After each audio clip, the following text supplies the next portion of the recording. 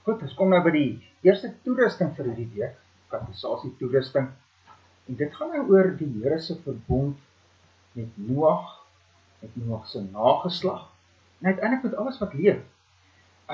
Dit is waarby ons heel eerste wil stilstaan. Waar kry ons hierdie geskiedenis oor die Here se verbond met Noag? Dan ons lees daarvan in Genesis 20 tot by Genesis 9 vers 17. Nou, wat is belangrik, die belangrike waarheid wat ons vir ons kinders moet wys in hierdie gedeelte?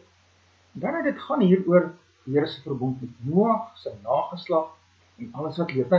Dis wat 'n mens dalk vir 'n mens se kinders kan sê, as mens begin lees, en mens kan vir hulle sê, hoorie, so ons gaan nou begin lees oor die Here se verbond met Noag. Noag het nou uit die ark uitgekom. Ons kan 'n bietjie vir hulle saamvat, soos wat ons in ons heel eerste toerusting weekie, vir hierdie week gesê, vat 'n bietjie saam, dan sê ek vir hulle, die eerste ding wat ons hierdie week gaan leer oor, is die Here se verbond met Noag, en dan kan 'n mens vir hulle sê, right, en ons gaan daaroor lees nou, van Genesis 8, vers 20 af, tot by Genesis 9, vers 17, en kom ons lees dan deur hierdie gedeelte, en sê, right, kom ons haal die belangrike goeders uit, wat die Here vir ons hier wys oor hierdie verbond. Nou die eerste ding van hierdie verbond met Noag, wat is net sommer so, vir hulle kan vertel, 'n verbond is 'n verbintenis, 'n verbond is 'n verhouding. In hierdie verbond verbind die Here hom aan Noag se seuns, en aan Noag se hele nageslag uiteindelik, en uiteindelik aan alles wat lewe. Nou, ons gaan dit nou sien. En dan sê hy vir, binne in hierdie verbond, maak die Here ook 'n belofte. Hy verbind hom aan Noag se nageslag, aan alle mense uiteindelik, aan hele, alles wat leef, verbind hy hom, en in die verbintenis gaan hy 'n belofte maak. En ons lees van daardie belofte, daar in Genesis 8 vers 21 en 22, dit kan mens dan uitlig vir hulle. Kom ons lees dit 'n bietjie, wat sê die Here daar? En die Here het die lieflike geur geruik, dis van Noag se offer, nadat hy daar uit die ark gekom het. En die Here het in sy hart gesê, ek sal die aarde verder nie meer vervloek ter wille van die mense. Want die versinsel van die mens hart is sleg van sy jeug af. En ek sal verder nie meer alle lewende wesens tref soos ek gedoen het nie. Van nou af sal al die dae van die aarde, saaityd, oestyd, koue hitte, somer, winter, dag na dag nie ophou. So dis die Here se belofte, dat hy nooit weer die aarde gaan tref met 'n vloed nie. Met 'n sonvloed, waar hy die hele aarde gaan uitwis met 'n vloed. En nou, na die sonvloed het dan natuurlik baie vloede nog gebeur in die geskiedenis van die wêreld, maar nooit weer 'n vloed, wat die hele aarde en alle mense vernietig het nie. Dis die Here se belofte. En dan saam daarmee, aan die een kant, dis die negatiewe kant van die belofte, ek sal nie weer so vloed stuur nie. Aan die ander kant, die belofte van, kyk hoe mooi sê vers 22, dit van saaityd, oestyd, koue hitte, somer, winter, dag en nag. Met ander woorde, die voortgang van wêreldgeskiedenis, die voortgang van lewe, beloof die Here hier. Nie deur 'n vloed wat alles uitwis nie, maar wel voortgang van lewe. En dis wat die Here in hierdie verbond beloof. En van die verbond self, lees 'n mens daarvan, hoofstuk 9 af, vers 8 en 9, daar lees 'n mens, kom ons lees dit 'n bietjie, as ons nou lees van vers 8 af, kan 'n mens vir jou kinders uitwys goed, so daar die verbondsluiting begin met die belofte wat die Here maak, en dan daar waar die Here praat oor die verbond self, daar van vers 8 af, waar die Here dan sê, verder het God met Noag en sy seuns by hom gespreek en gesê, ek rig my verbond met julle op, en met julle nageslag na julle, en met al die lewende wesens wat by julle is, voëls, die vee, al die wilde diere van die aarde by julle, al wat uit die ark uitgegaan het, naamlik al die diere van die aarde. So daar lees ons dan van die verbond wat opgerig word. Met wie word die verbond opgerig? Met Noag en met sy seuns, met hulle hele nageslag. Uiteindelik word hierdie verbond dan ook met ons opgerig, want onthou nou, na die sondvloed is daar gaan niks mense op die aarde oor nie, is net Noag, sy 3 seuns, hulle vrouens, dis die ouens wat uit die ark uitkom, Noag en sy vrou, die 3 seuns van Noag en hulle vrou, en uit daardie mense kom die hele mensdom soos wat ons dit vandag ken, kom uiteindelik uit Noag uit, en die Here maak sy verbond met Noag, Noag se seuns, Noag se seuns se nageslag. Dus hierdie verbond wat die Here hier sluit, is ook met my en met jou en met ons kinders gesluit. En dan as ons in vers 11 is, dan is ons weer by die belofte van die verbond. En kyk, ek rig my verbond op met julle, dat alle vlees nie meer deur die waters van die vloed uitgeroei sal word nie, en dat daar geen vloed meer sal wees oor om die hele aarde te verwoes nie. Dit is die belofte van die verbond. So jy sê die verbond, negatief, daar gaan nie weer 'n vloed wees nie, die belofte van die verbond, positief, lewe gaan nou kan voortgaan, en dan maak die Here daardie verbond ook via Noag met my, jou, ons kinders. En dan het hierdie verbond ook 'n teken. En van die teken van die verbond lees 'n mens in Genesis 9 vers 12 tot 18. En God het gesê, dit is die teken van die verbond wat ek sluit tussen my en julle en al die lewende wesens wat by julle is. Vir ewige geslagte. My boog gee ek in die wolke. Dit sal 'n teken wees van die verbond tussen my en die aarde.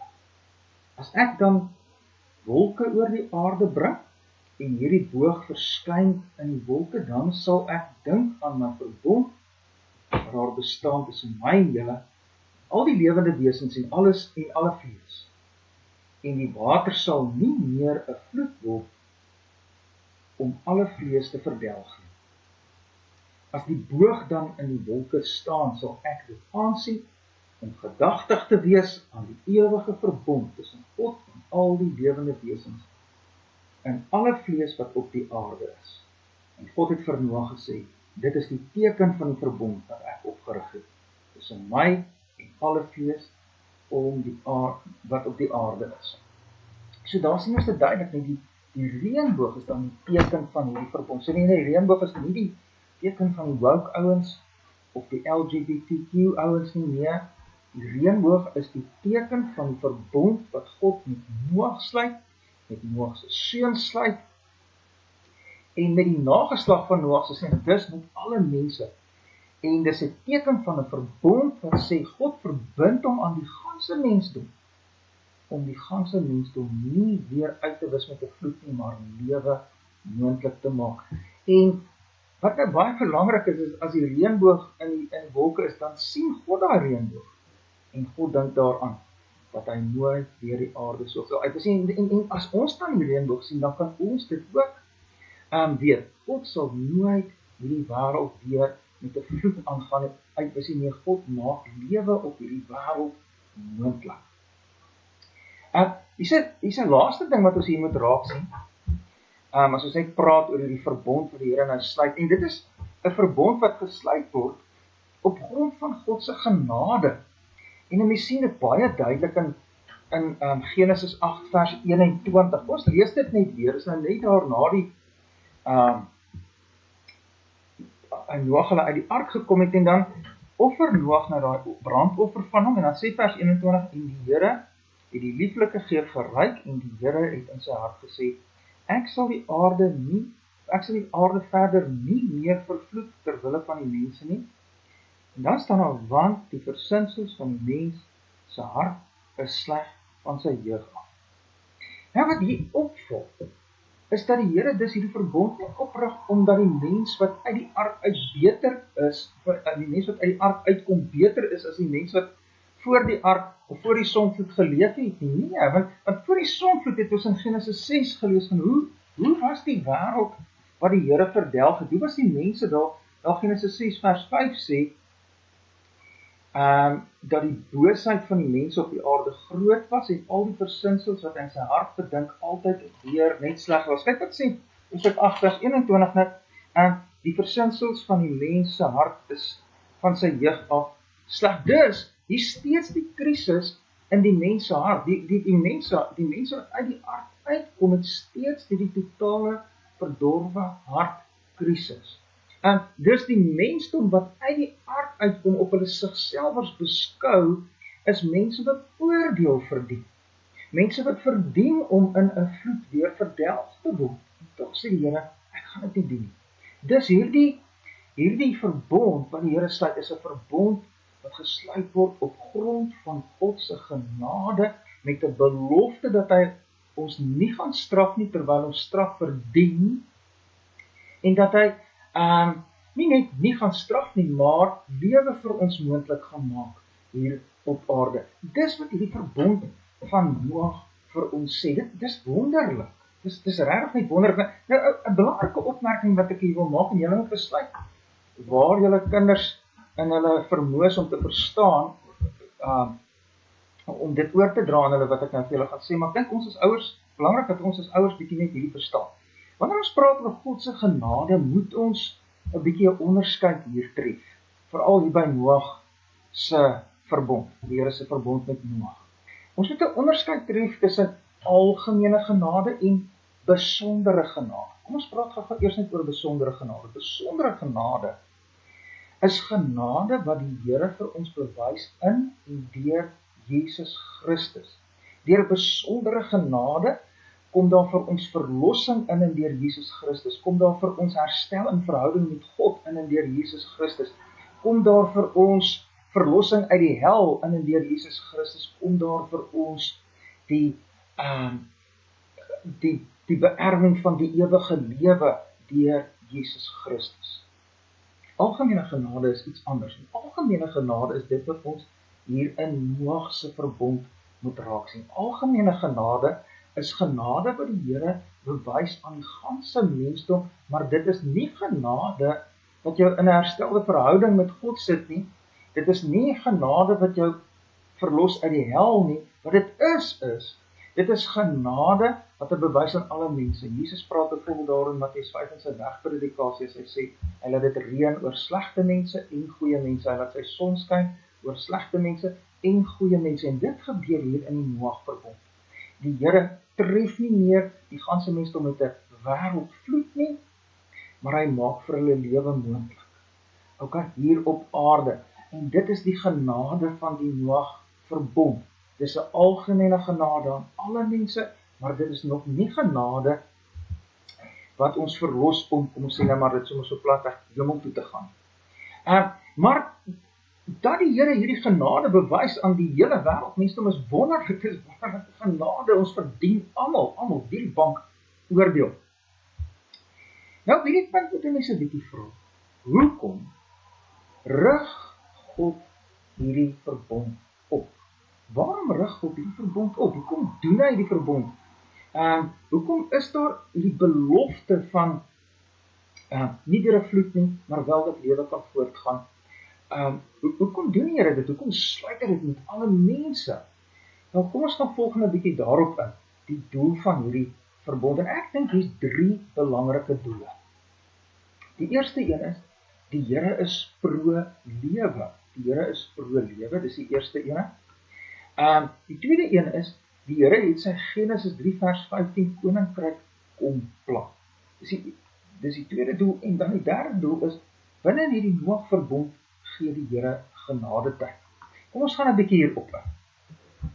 As ons nou deur hierdie gedeelte lees, Genesis 8 vers 20 tot by 9 vers 17, dan dink ek, lig 'n mens vir jou kinders eerste hierdie hele ding uit van die Here maak 'n verbond. Hy maak dit met Noag, met Noag se seuns, met Noag se seuns se kinders, en uiteindelik met ons.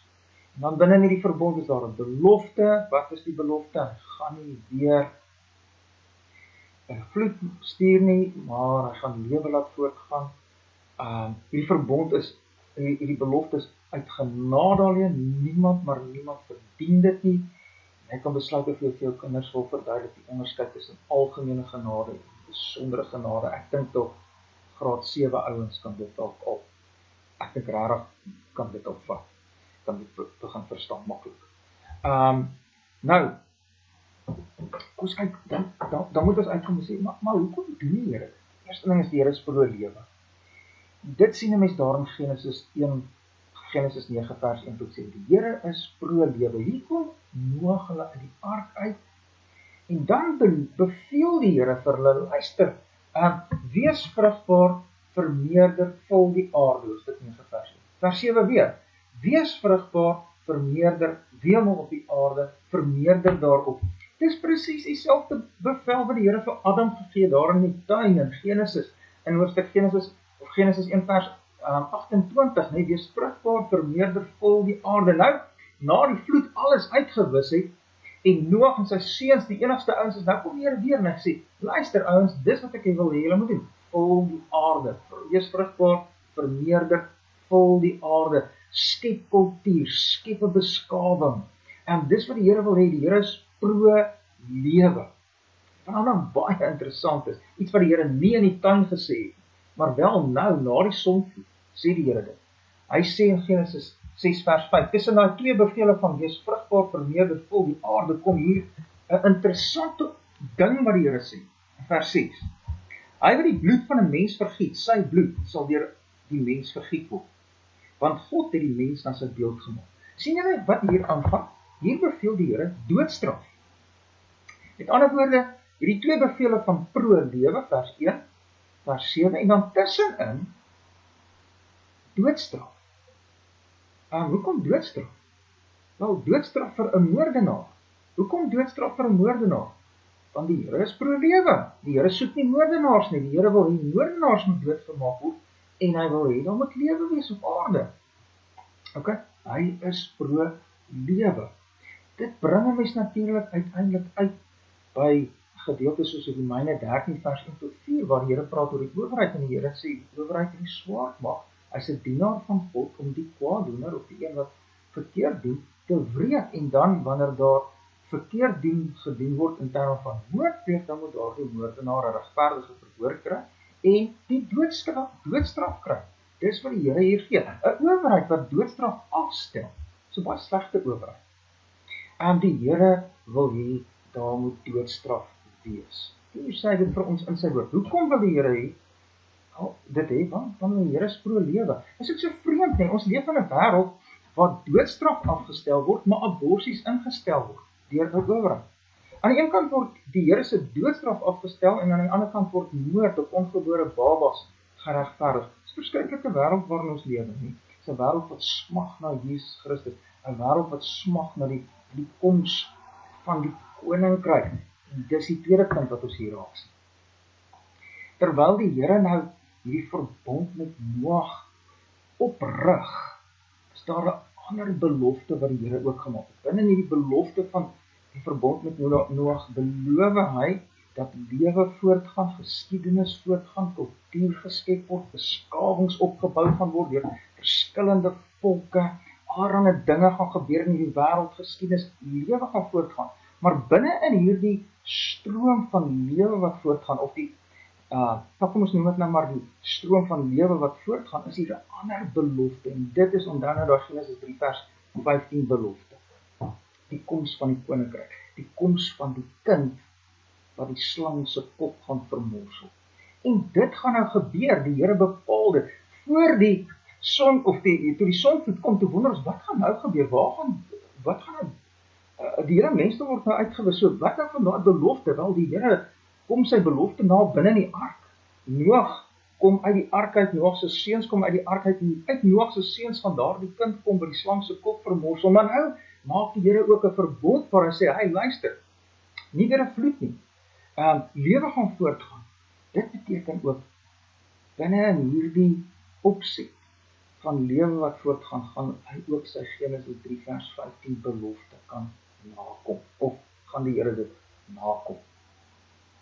En die derde ding wat ons moet raak sien, die derde doel van hierdie verbond met Noag is 'n verbond van genadetyd. Lewe gaan voort, selfs goeie lewe, baie maal van voort. Maar ook binne in hierdie verbond met Noag, die ruimte wat die verbond van Noag skep van lewe wat voortgaan. is daar aan mekaar ook die evangelie verkondiging wat plaasvind. Deur die eeue die evangelie verkondiging wat plaasvind, waar die Here mense uit die wêreld uitroep, sy mense uit die wêreld uitroep, om tot geloof te kom, om tot bekering te kom, om uiteindelik nie net te deel in sy algemene genade nie, maar ook te deel in daai besondere genade. Kom ons kyk 'n bietjie na dit wat ek hier gesê het op 'n prentjie. As mens kyk na die storie van die Bybel, dan sien mens die Bybel begin met God se goeie skepping, Genesis 1 en 2 aan die begin. En uiteindelik as mens aan die einde van die Bybel lees, God se goeie herskepping in Openbaring 21 en 22. Dan gebeur daar 'n sondeval in Genesis 3. Skrikwekkende sondeval. Dan kom daar direk na die sondeval die moederbelofte. Genesis 3 vers 15 se belofte wat sê dat in die loop van die geskiedenis gaan daar 'n kind gebore word met die slang se kop gaan vermorsel en die goeie skepping wat die eerste Adam laat verlore gaan het, gaan terugbring. Maar dan sien ons in Genesis 4, 5 en 6 se begin hoe boosheid aan mekaar toeneem en God uiteindelik hierdie hele wêreld straf met 'n sonvloed. In die sonvloed bewaar die Here uiteindelik vir Noag in die ark. Noag kom uit die ark uit en die Here maak dan 'n verbond met Noag. Nou kan ons sê, daai verbond met Noag is soos 'n rivierbedding wat deur die hele wêreldgeskiedenis nou deurloop van die sonvloed af tot by die wederkoms van Jesus Christus. Loop die verbond met Noag soos 'n rivierbedding. Daardie verbond is met alle mense in die hele wêreldgeskiedenis is binne in daardie verbond. God bind hom met alle mense in die hele wêreldgeskiedenis, verbind God hom en hy sê, ek beloof nooit weer 'n vloed nie, ek beloof lewe sal voortgaan. En dis dan presies wat gebeur. Lewe gaan voort binne in hierdie rivierbedding van die Noag verbond. Die Genesis 9 vers 1 tot 7, lewe gaan voort. Kinders word gebore, mense word meer. Daar's burgerlike owerhede wat sorg dat wet en orde gehandhaaf kan word. Lewe kan voortgaan. Maar dan in die middel van dit alles, soos hierdie rooi draad wat deurloop, is die groot ding wat gebeur in die loop van die wêreldse geskiedenis. God se koninkryk wat kom. Die kind van die vrou wat gebore word, van geslag tot geslag. Eers in die geslagte van Set, daarvoor die sonvloed, dit loop uit op Noag, wat in die ark gered word. Na Noag se seuns, en in die lyn van Noag se seuns, en ons gaan in die volgende toerusting nog meer daaroor leer, kom uiteindelik die kind van die vrou wat die slang se kop vermorsel, Jesus Christus. En hy is nou besig om te regeer aan die regterhand van God, en in hierdie wêreldbedeling van die Noag verbond is hy besig om deur sy gees en woord sy mense uit die wêreld uit te roep en deel te maak, nie net van die algemene genade van die Noag verbond nie, maar ook van die besondere genade van die koninkryk van God, wat jou uiteindelik uitbring op die nuwe hemel, of onder die nuwe hemel en op die nuwe aarde. Nou, soos ek gesê het, by daardie eerste toerusting van ons vir hierdie week, as mens die eerste dele van Onse Vader lees, dan staan daar, laat u naam geheilig word. Dit is, gee dat ons u allereers reg sal ken, sodat ons u in al u werke kan roem en prys en eer. U werke waarin u almag en u goedheid en u barmhartigheid en u liefde so skitter. Nou regtig, as 'n mens hier lees van die Noag verbond en hoe God net met die wêreldgeskiedenis op pad is om uiteindelik sy seun te laat kom en sy koninkryk laat kom, dan moet ons vir ons kinders sê, kyk hierdie God. Vir hierdie God moet jy lees. Hierdie God moet jy aanneem. Hierdie God moet jy in 'n verhouding mee wil wees. Nou, die volgende stuk toerusting waarby ons gaan stilstaan, is Noag se profesie oor sy seuns.